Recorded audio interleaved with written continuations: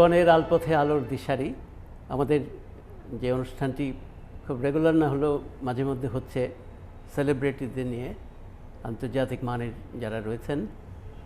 আজকে এমনি একজন মানুষ আমাদের সঙ্গে রয়েছেন যাকে আমি বলে থাকি ত্রিকালদর্শী, তার নামেই জানা যাবে। He is a very young man with a even younger mind.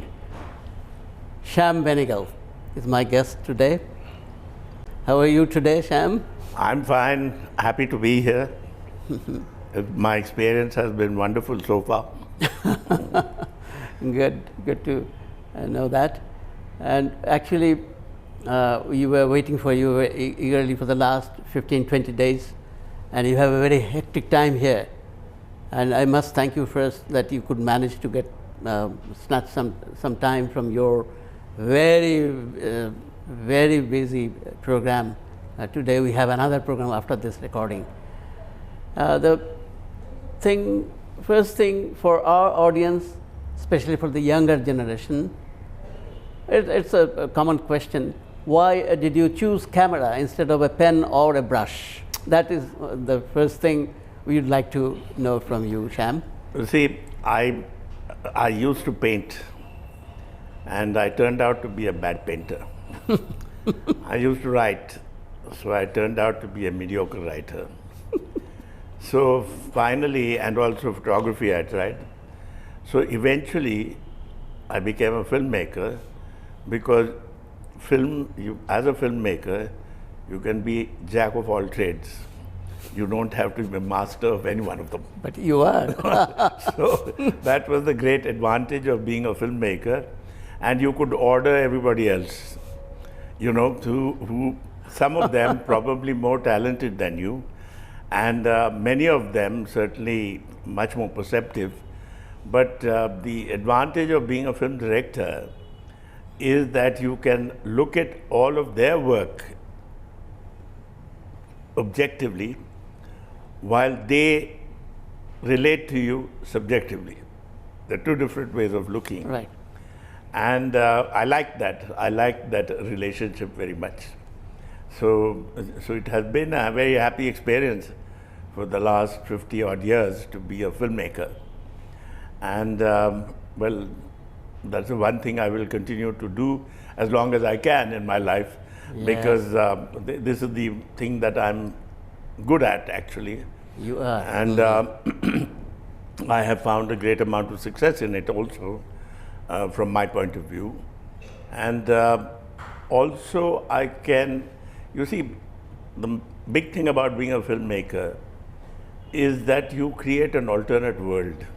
It's not just a question of painting a picture or composing a bit of music or any such thing. You are in fact creating an alternate world. And reaching more people, maybe more. No, the world that you're creating on the screen is a complete world. Complete world. So you take your audience into that world. That's right. You see, that's the point, which is what attracted me to the cinema in the first place. Because you keep your life outside of the cinema hall, and once you come into the cinema hall, you have moved into another world altogether. Right. And that's a fascinating thing to do if you can create a world that is, you leave your real world behind, and that becomes your world for the next 2 hours or 2.5 hours. Nothing, I find, is more exciting than that. You have a background of advertising world. That's a different world altogether. But then you sowed your seeds there, seedling. How did you do that? Did you have in your subconscious that you're going to be a filmmaker finally? You see, I wanted to be a filmmaker since I was very young. My father had a 16mm movie camera. Although he was not a filmmaker, he was actually a photographer. But he used to make films about all his children, just for record. Now, I took that camera and I made my first film when I was about 12. Oh. It was called Chuttiyon Mein Mauj Maza, holidays, fun during holidays, because our cousins and everybody used to come more or less the same age, and we used to have a lot of fun together. And I decided that I wanted to tell a story.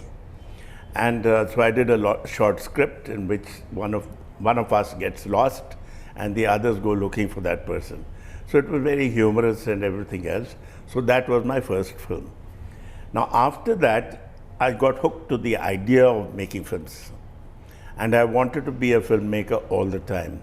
Now, I was not going to go to a film school, because we did not have a film school at that time. No. Yeah. And but I had to learn how to make films, properly discipline myself. And in order to do that, one of the reasons I joined advertising was for that, where I could make advertising films, learn to express myself through the cinematic medium. Now, before that, I must tell you how I got to that position was, you see, when I was in college, our first Prime Minister, Jawaharlal Nehru, he had come to inaugurate an inter-university youth festival. You know, we used to have inter-university youth festivals. University groups used to come from all over the country to Delhi, and we used to have a week-long festival. And in that festival, Nehru invariably in those days came and made the inaugural speech. And he made a very interesting speech in which he said, you know, communications, communicating to people in different ways, different media, you know, whether it is through film, whether it is through press, whether it is speaking, whether it is acting, all these many ways of expressing yourself and communicating that expression. He said in this, the most important aspect is the subliminal quality of your communication. And when he used the word subliminal, now you don't expect a politician to talk like that, right? But Jawaharlal Nehru was like that, because he was a very intellectual person. And he was talking to students. I mean, he was not talking to general public. So he said, see, you must understand that communication is on many levels. One is the obvious communication, which you verbally use. Then there is the communication through your body language, the way your face functions, where, how, what, you know, the intent, the emotional quality, all this. But more than that, he said every communication has levels that are unconscious and subconscious. You may say something, but unconsciously you may be referring to something else. Or subconsciously, you will be suggesting something else. Right. He said this kind of communication is probably the most fascinating part of communicating to people. Now, as you know, Jawaharlal Nehru was a very good writer. He wrote Glimpses of World History, Discovery of India, all this work. And I was very fascinated by him, quite frankly, and he was a great source of my own personal inspiration. Now, when he said that, I became very involved and interested in the idea of communication. How do you communicate so many things which may not be simply in words? You know, with those words come many other forms of communication, which are on the subconscious level, unconscious level. And this is what caught my imagination. And I said, this is what I should be practicing in my life. That's what we also find all your friends do speak. Yes, but the whole idea was like that. So I decided that I was going to start making films. And I'd already had some background because I had made a film with my father's camera. So it was easy. And then, of course, I had a cousin of mine living in Bombay who was making films successfully at that time, Guru Datta. Guru Datta. Yes. So he was there. Although he did not take me, I went to him offering myself to be a second assistant. But he said, no, he said, don't do that because you can do it directly on your own. And that was the best advice I got. So I did not become anybody's assistant. So, but as I've always believed, that learning is important, teaching is not. You don't have to be taught anything, you have to be willing to learn. And that willingness to learn is what helped me, because that is what happened. I joined advertising because I couldn't go directly into films, but it sharpened my own ability to communicate both through writing, through animation, movement, Right. and through the medium of cinema. Because I started making advertising films. And one of the great things about making advertising films is that what you would normally take about 10 minutes to say, you have only about a minute, Or even less. even less, or maybe half a minute. Right. And to pack, in that with little information thing, that amount of information and narrative that you pack into that, now it requires a great amount of skill. And those skills are what are important. Okay. That was your jumping pad, sort That of a was jump. my yeah. learning phase. Learning pad. Yes. Yeah, actually, the precision, and you know what to do. So you're not searching vaguely what to do. আমাদের একটু বিরতি নিতে হচ্ছে, একটা ছোট্ট বিরতি নিতে হচ্ছে।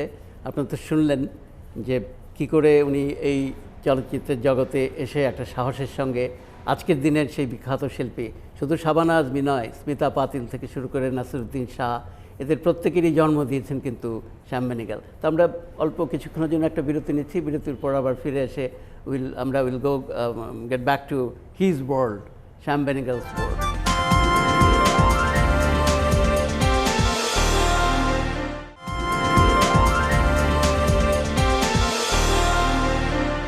আমরা ফিরে আসছি আবার শ্যাম বেনেগালের জগতে। So you have a background, childhood background, that you were fortunate that you could get hold of a camera. But when you, from that rising world, when you started your film Ankur, at that time, did you ever think of making a trilogy or something like that? Like after that, you made Nishant, Manthan, Charan Bhumika. Das Chor for children. Did you Charan Das Chor? Did you have any clear idea that you are going to make, like, to create some kind of impression in Indian cinema, a different kind of films you are making? Did you have a plan like that? Of course I did. You see, one of the things when I moved out of advertising, because I was making a very good living in advertising. Yes. And so when I went into filmmaking, that is direct filmmaking, I was taking a huge chance. I was giving up a whole career. I was starting on something that at best was, only speculative. One didn't even know that. But when I made my first film, Ankur, one of the things that happened was that I had enough confidence to be able to make a film that I would be able to communicate well with. Although any number of producers at that time said, "Are you crazy? You're mad. You want to make a film like this?" And what is more, your heroine. You have a heroine-oriented film. Central character is a woman. And no film who has a central character as a woman does well, so you forget it. And then another producer said, "See, you have a woman. First of all, you have a central character as a woman. Secondly, this woman has been can be considered guilty of adultery because she sleeps with someone other than her husband.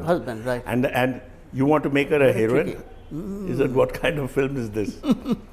So it was like that. Yeah. So that was the whole problem. But when I did make the film, all of them ate their words. Actually, this in the commercial setup, heroine is like a fresh flower. You can never touch her or things like that. So it was a very tough decision. And the path which you actually hazardous. That's why probably Guru Datta told you to stand on your own feet. Because the journey, we know Guru Datta's journey also. Yes. His Kagaj Ke Phul reflects the journey of a director, the end of a director most of the time. That's what happens. And one thing I'm really interested to know that not only in the subject, the cast you did, the characters, the artists you selected, it was revolutionary. Most of them from the institute, Pune Film Institute at that time. And tremendous courage you ought to have at that time to select characters like that. Where did you get that strength? You see, that was accidental. I had originally wanted Wahida Rahman. Wahida Rahman was a very well-known actress at that time. She was and celebrated. I knew her through the family and everything else. She was a little nervous. You're making a film for the first time. I've never played a role like this. So many problems. Right. So I said, if I can't take her, I may not be able to get the money to make a film because I needed a name. Right.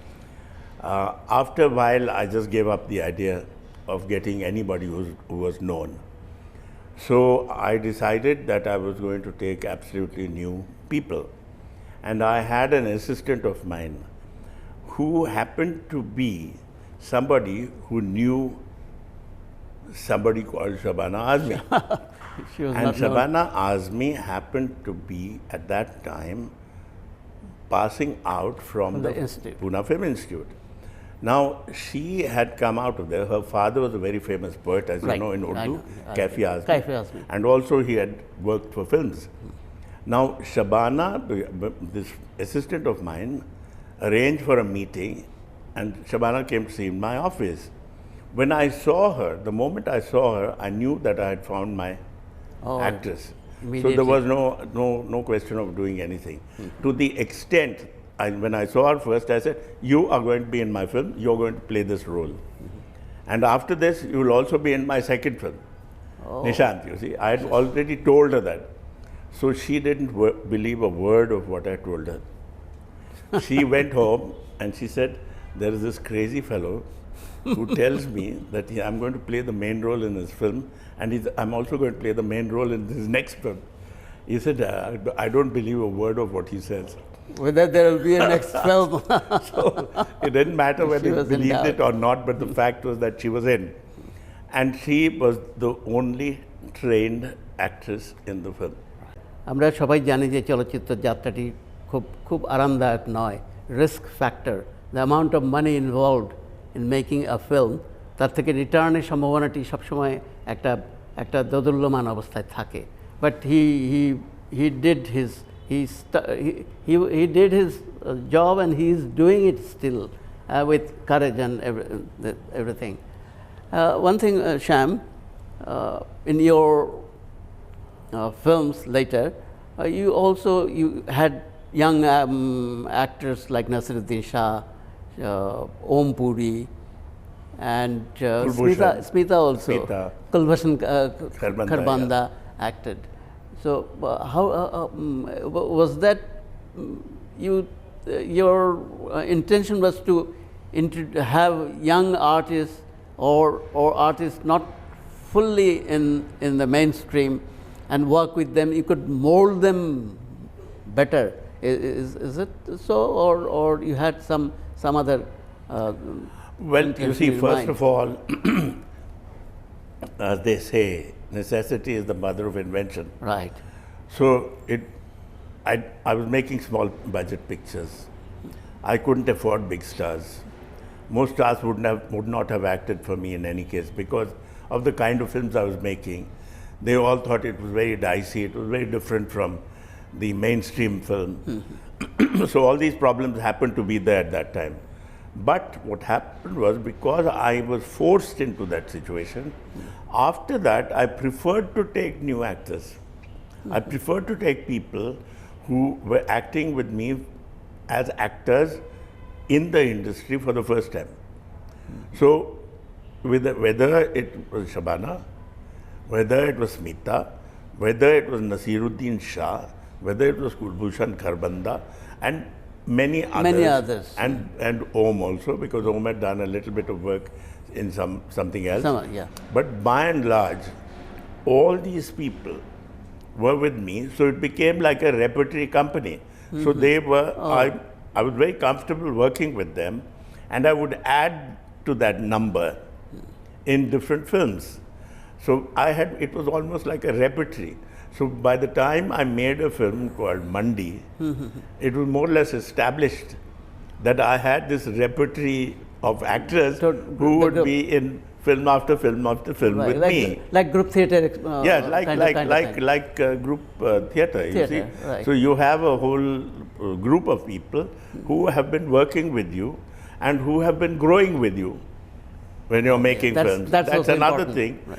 And also, you see, that's where they could explore their own talents. You know, the whole pattern like that, I found very useful. Because you see, Shabana's acted film after film, so many different, starting from a film like Ankur, and then to act in a film like Mandi, and then to act in a film like, what was it called, Susman. No, they're completely different kinds of parts. They have nothing in common one with the other. Right, different.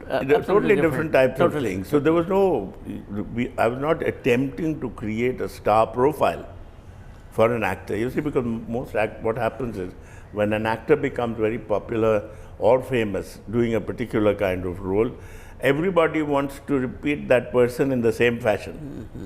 So there is a perpetuation of a single role that is being played, and that creates a star. That creates a star. Because film business is like that. You see, like say Amitabh Bachchan has played the same role over and over again in different films. So if he did not do that, he would never become a superstar. He had to do that because that's public expectation of him. You know? The type. Yeah, that's how I want to see Amitabh like that. Yes, they expect him to be like that. Right. Now, that is one way of creating actors and stars. The other way is to give them different range of roles. Different. And where they deliver their lines differently, where they act differently, where they play parts that are not always sympathetic. They can play unsympathetic parts, all sorts of things. Now, I found that, and I continue to find that much more exciting to do. That's why you are Shyam Benegal. And how about the story of Junoon? Junoon story? Junoon, you see, 1857 was something that I was very, very fascinated with, because we call it the first war of independence for the entire subcontinent, because that was the first time there was a fight against the colonial power. Now, there was this particular incident on which Ruskin Bond is a very well-known writer. He had written a long short story. It was called A Flight of Pigeons. Now, that particular story was about a small incident that took place that related to an Anglo-Indian family, during the time of 1857, in a place called Shahjahanpur. Shahjahanpur is a place in UP. Now, it's what we call Rohilkhand, Rohilkhand area, where the original community of people came, Pathans, So these are UP Pathans now, no longer Pathans from the frontier, but from this side. Now, it was a story relating to them and all that sort of thing. I got very excited. I wanted to make the film. I took the rights for that, and then I started to work on it. But when I started to work, I found that there were many things, because it was a short story, it was not a novel. So many things were just were done with sketches, they were sketched. It was not like a fully developed mural, so it was like sketches. So I had to do a lot of research on it. So I went to our National Archives and started to look at material of 1857 relating to Shahjahanpur. And I found this story there. তো আমরা অল্প কিছুক্ষণের জন্য একটা বিরতি নিচ্ছি, বিরতির পর আবার ফিরে এসে আমরা will go get back to his world, Shyam Benegal's world.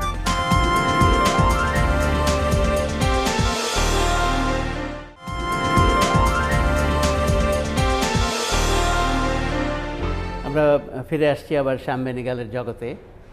Now we'd like to go to a different area.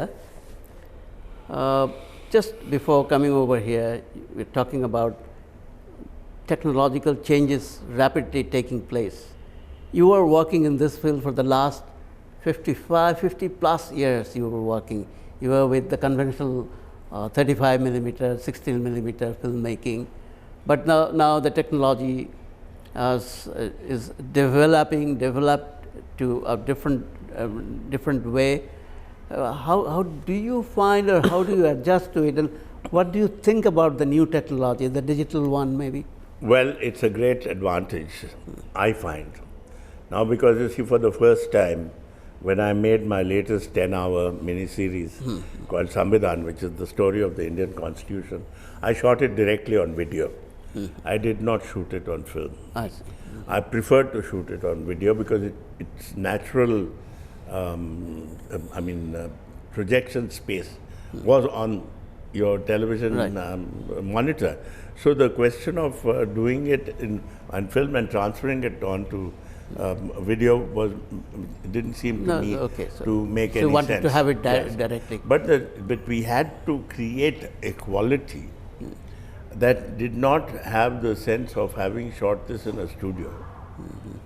See, we had to. So my cameraman, Pandey, he's very interesting because he tried many things, and finally we decided how it was going to come right, which camera to use, and what kind of lighting that we were going to do. All of this, because 90% of the series was shot in a studio where we had recreated to scale the entire central hall of the Indian Parliament in a Bombay studio. And that helped because you see, then the actors themselves, when they came into that, had that great sense of participating in the Parliament itself. So that also helped. And I found that using video was better than using film. I did not have the constraints of film.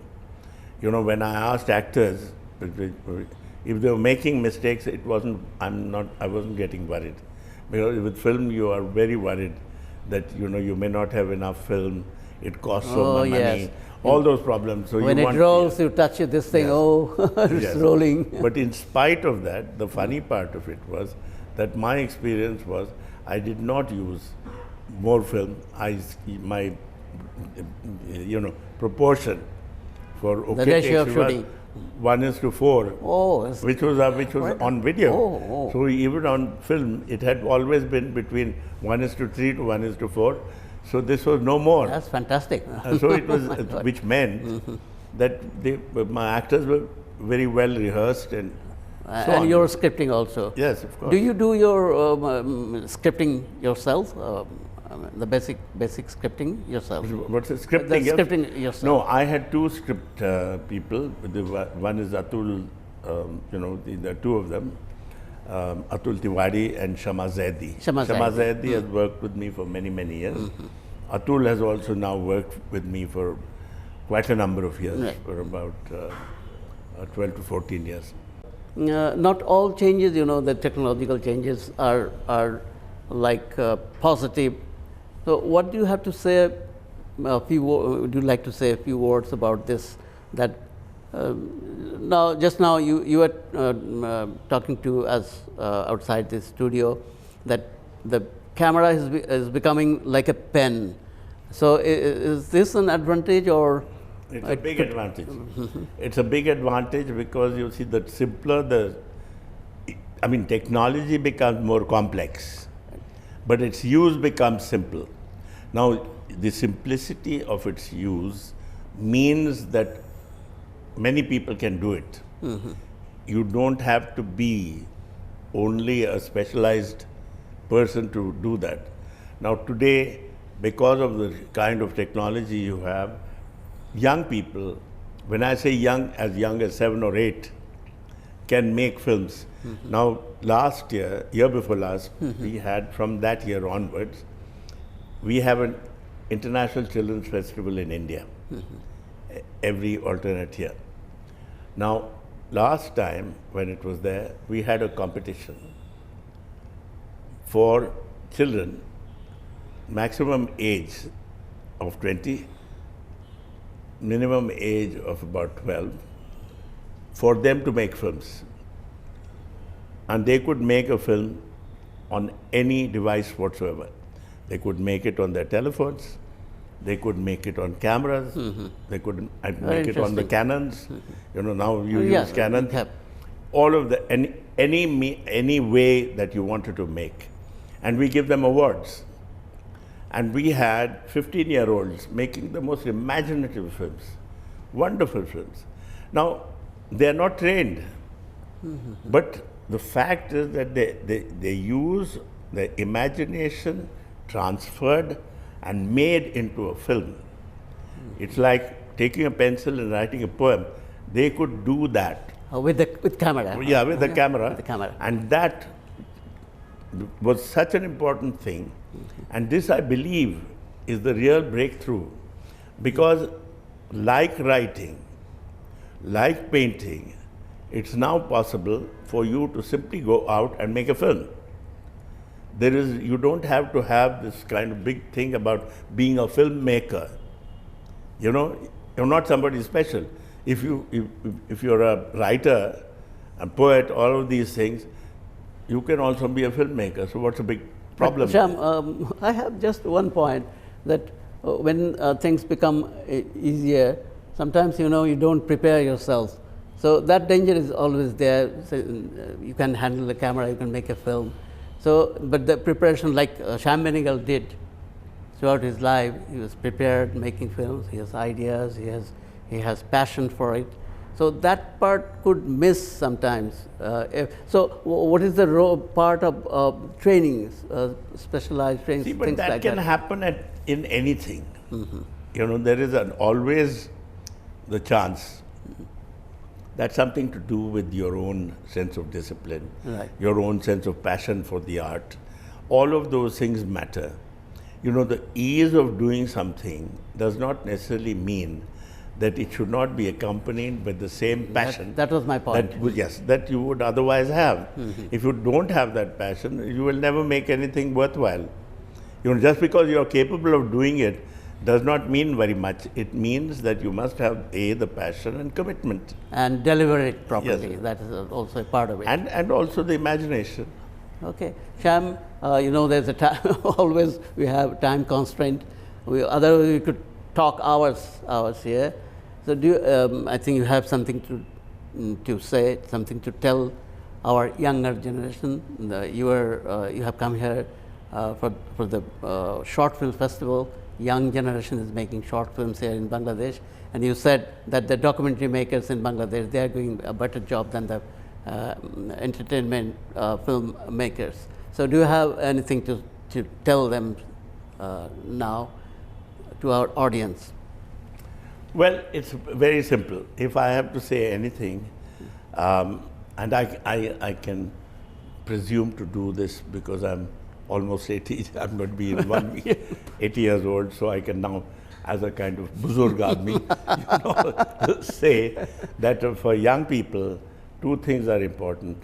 They should be able to get their imagination to take wings, and then the other thing is to have the passion enough to bash on regardless, whether you have whether you are frustrated, whether you have anything, you must have the passion enough to go on and on until you succeed. Thank you, Benegal. শ্যামের সঙ্গে কথা বলছিলাম, আরও অনেক কথা তো জমে আছে ভেতরে, হয় না, কিন্তু ওনার এই যে মেকিংয়ের জীবনটাই কিন্তু যে বলেছি আমি 50 বছর প্লাস জীবনটা রয়েছে। ওনার বয়স যেটা হয়েছে সেটা ওনার কথা থেকে বোঝার উপায় নেই। সবসময় ইয়াঙ্গার জেনারেশনের সঙ্গে কাজ করেছেন, তাদের কি তুলে ধরেছেন।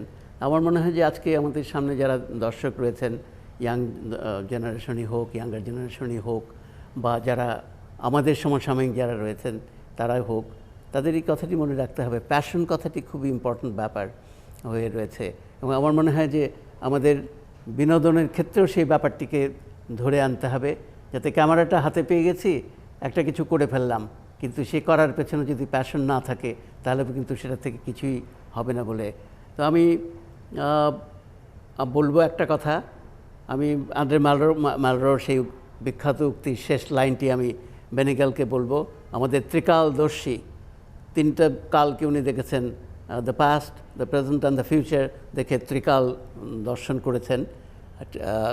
তো তার কথা থেকে আমি বলবো ওই প্যাশন থেকেই আমাদের আসতে হবে, এবং আমাদের ইমেজ মেকিং যেটা আমরা করছি সাফিশিয়েন্টলি পাওয়ারফুল, আমাদের যে নাথিংনেসের একটা ভাব আছে তার থেকে যেন উত্তরণ ঘটিয়ে আমাদের পরিপূর্ণতার দিকে আমরা যেতে পারি। আমরা বেনিগালকে এসএটিভির পক্ষ থেকে যে এই সময়টা দিয়েছেন এত ব্যস্ততার মধ্যে, I must thank you Shyam, I must thank you. Thank you from